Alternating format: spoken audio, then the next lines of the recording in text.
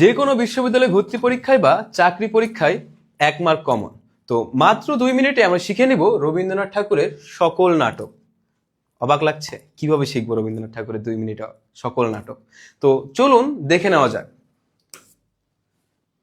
তো আমরা একটা টেকনিক লিখে রাখছি, সেই টেকনিকটা কি? ববিতার মামু ডাকাত। তো এটার মধ্যে থেকে আমরা কিভাবে সকল নাটক বের করব, তো চলুন দেখে নেওয়া যাক। তো টেকনিকটা থেকে আমরা জাস্ট মাথায় রাখবো যে আমাদের টেকনিকটা কি ছিল, ববিতার মামু ডাকাত।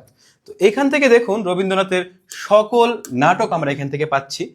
ব দিয়ে যেটা পাবো সেটা বসন্ত, এটা পাচ্ছি বি দিয়ে বিসর্জন, তা থেকে পাচ্ছি তাসের দেশ, র থেকে পাচ্ছি রক্তকরবী এবং রাজা, এই দুইটা নাটক পাচ্ছি।